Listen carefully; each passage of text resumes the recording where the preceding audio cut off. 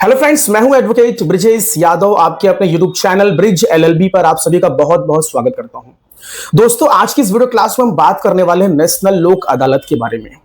जैसा कि सभी को पता है कि नेक्स्ट मंथ, दैट मींस कि मार्च 8 मार्च 2025 को पूरे भारत में नेशनल लोक अदालत का आयोजन होने वाला है दोस्तों। और यह जो आयोजन है, यह आयोजन किसके द्वारा किया जा रहा है? नेशनल लीगल सर्विस अथॉरिटी के द्वारा। दैट मींस कि नेशनल लेवल पे, राष्ट्रीय लेवल पे और स्टेट लीगल सर्विस अथॉरिटी राज्य स्तर पे भी इस लोक अदालत का आयोजन किया जा रहा है दोस्तों। इस लोक अदालत का जो आयोजन है, यह डिस्ट्रिक्ट लेवल पे, स्टेट लेवल पे, नेशनल लेवल पे और तालुका लेवल पे, ठीक है, हर एक स्तर पर इस लोक अदालत का जो आयोजन है वह किया जा रहा है दोस्तों। अब ऐसे में हमारे जो लोन के जो डिफॉल्टर हैं, जो किसी कारणवश लोन की ईएमआई या फिर लोन का जो भी बकाया जो राशि है उनके द्वारा उसको वह नहीं भर पा रहे हैं, तो ऐसे में कहीं ना कहीं अगला महीना 8 मार्च 2025 दोस्तों उनके लिए है। यदि ऐसे लोन डिफॉल्टरों को या फिर ये जो उधारकर्ता होते हैं, इनको यदि लोक अदालत की नोटिस आई है या फिर आएगी, तो ऐसे में इनके लिए बहुत बड़ा एक सुनहरा, एक अच्छा ऑफर है। ऐसे सुनहरे ऑफर का इन उधारकर्ताओं को, लोन डिफॉल्टरों को या फिर कर्जधारियों को इसका फायदा उठाना चाहिए दोस्तों। यदि लोक अदालत की नोटिस यदि आपको आई है, तो आप ये समझ लीजिए कि कहीं ना कहीं जो बैंक है, जो एनबीएफसी या फिर जो लोन कंपनियां है, वो पूरे के पूरे मूड में है कि भैया लोन का सेटलमेंट हो जाए। और जब लोन सेटलमेंट की बात की जाती है, दैट मींस कि कहीं ना कहीं डिस्काउंट, बहुत बड़ा ऑफर, कि जितना आपने बैंक से लोन लिया था उसका आधा या फिर उससे भी कम, या फिर जो भी बकाया राशि है उससे कम पैसे देकर आप अपने लोन अकाउंट को आप सेटल्ड करवा सकते हैं दोस्तों। तो कहीं ना कहीं यदि आपको लोक अदालत की नोटिस आई है, तो आपके लिए एक बहुत बड़ी खुशखबरी है कि बैंक आपको सामने से सेटलमेंट का ऑफर दे रही है दोस्तों। तो यदि आपको लोक अदालत की नोटिस आ गई है, तो आपको उस लोक अदालत की नोटिस का आपको जवाब देना चाहिए। उस लोक अदालत की नोटिस पे दिए गए समय, टाइम और किस जगह पर आपको जाना है, वहां पे जाकर अपनी उपस्थिति दर्ज करवानी चाहिए। और जो भी वहां पर बैंक के जो अधिकारी होंगे या फिर उस लोक अदालत में जो प्रिसाइडिंग जो ऑफिसर्स होंगे, जो आपके इस मैटर को देखेंगे और सुलझाएंगे, ऐसे में वहां जाकर आपको बैंक अधिकारियों के साथ में बातचीत करना चाहिए दोस्तों। डियर फ्रेंड्स, आप जरा ये समझते हैं कि ये जो लोक अदालत है, ये कब कब ऑर्गेनाइज की जाती है और किसके द्वारा ऑर्गेनाइज की जाती है दोस्तों। लोक अदालत साल में 4 बार ऑर्गेनाइज की जाती है, इसका आयोजन किया जाता है। दैट मींस कि 3-3 महीने पे एक बार दोस्तों। सो 3 चौके 12, दैट मींस कि साल में 4 बार 3-3 महीने पे इस नेशनल लोक अदालत का आयोजन किया जाता है। किसके द्वारा? नेशनल लीगल सर्विस अथॉरिटी के द्वारा दोस्तों। यदि हम राज्य स्तर की बात करेंगे तो स्टेट लीगल सर्विस अथॉरिटी के द्वारा इस लोक अदालत का आयोजन किया जाता है। अब इस लोक अदालत में कौन कौन से मैटर रिफर किए जाएंगे, यह भी समझना बहुत जरूरी है दोस्तों। जैसे कि लोन डिफॉल्ट का कोई मामला है, बैंक लोन का मामला है दोस्तों, कोई मैट्रिमोनियल, कोई पारिवारिक मामला है, डाइवोर्स या फिर मेंटेनेंस से रिलेटेड कोई मामला है, तो ये सारे मामले दोस्तों लोक अदालत में सुलझाए जाते हैं।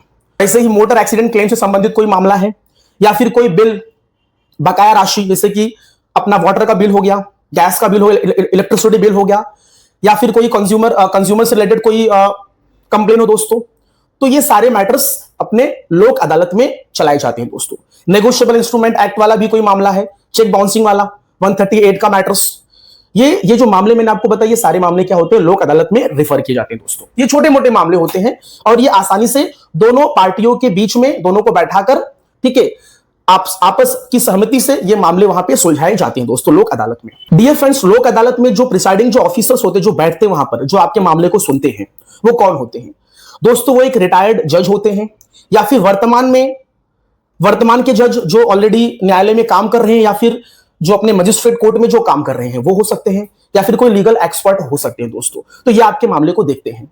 और लोक अदालत में होता क्या है, मामला लोक अदालत में रिफर हो गया, दैट मींस कि मामला एक ही दिन में खत्म हो जाएगा।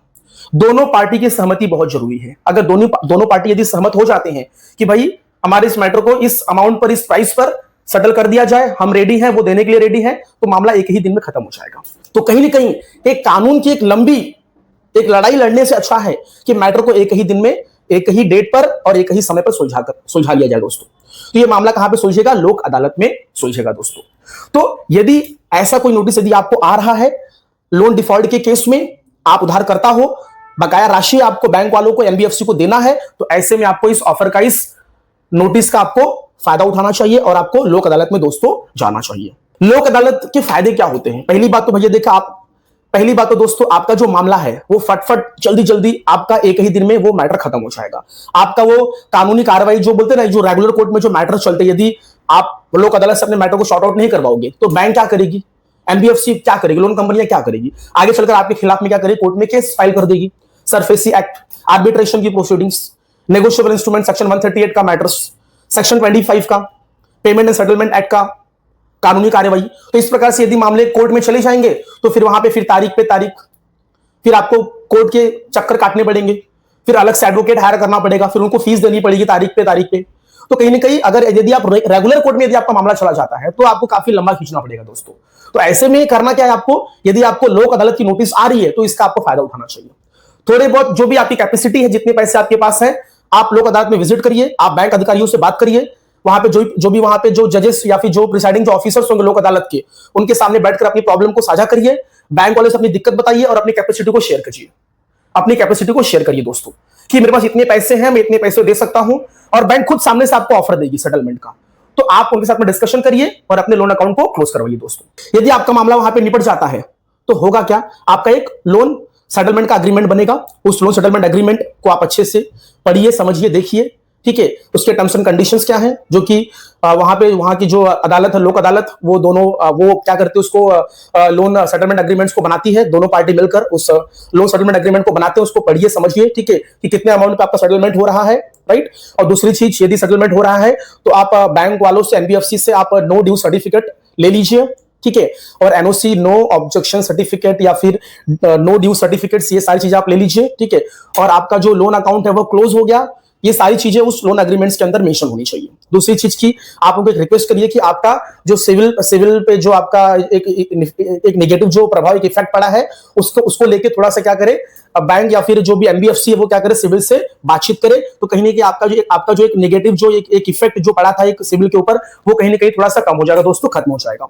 तो दोस्तों ये नेशनल लोक अदालत, ये जो लोक अदालत है, इसमें जाने के फायदे बहुत होते हैं। कोर्ट फीस नहीं लगती है, आपका काम फटाफट एक ही दिन में निपट जाता है, ठीक है। एक कानून की जो लंबी जो प्रक्रिया होती है उससे आप दोस्तों बच जाओगे, ठीक है। और यहां पे आप खुद भी जा सकते हो, यदि आपको थोड़ा बहुत बात करने का तरीका, यदि आपको पता है, थोड़ा बहुत आपको यदि कानून की जानकारी है, आप बात कर सकते हो, तो आप खुद भी जा सकते हैं। यहां पे आपको वकील, एडवोकेट की जरूरत नहीं है। बट यदि आपको ऐसा लग रहा है कि नहीं यार, मुझे एक एडवोकेट लेके जाना है, तो आप अपने खुद के भी एडवोकेट का, अपने काउंसिल को आप लेके जा सकते हो दोस्तों।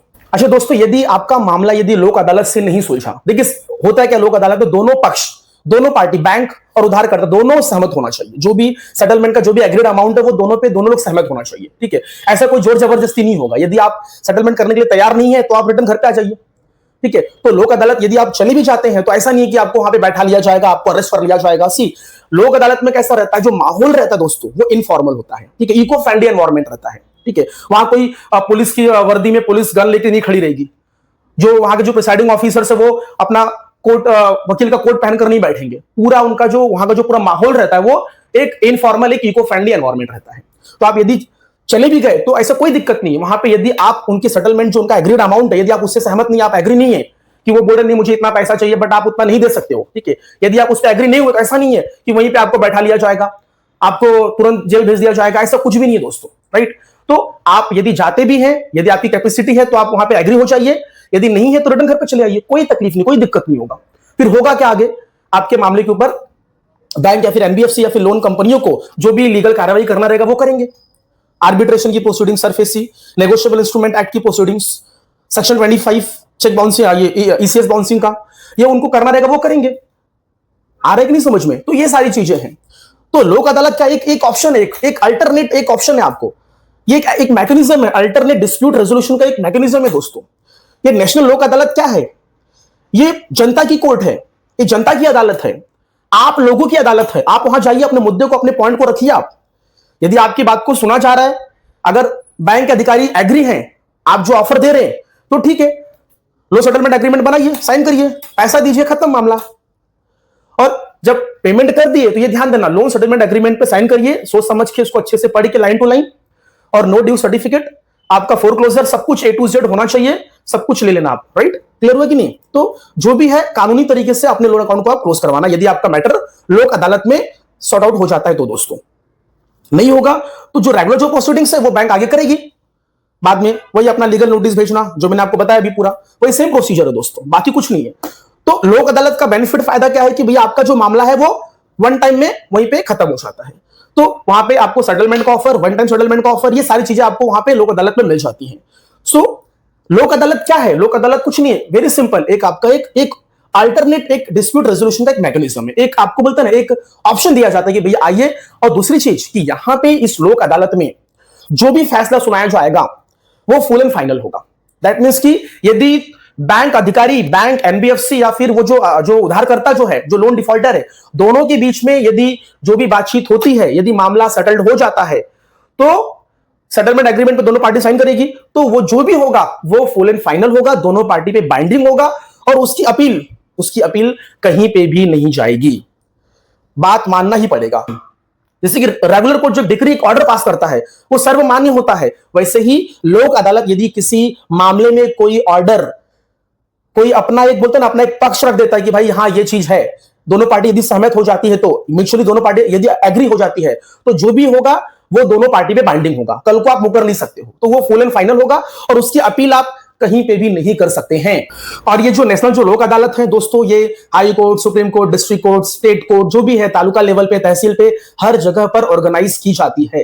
तो जहां का जैसा मैटर रहेगा उस मैटर के अकॉर्डिंगली उस कोर्ट में क्या होगा, लोक अदालत का आयोजन किया जाएगा दोस्तों।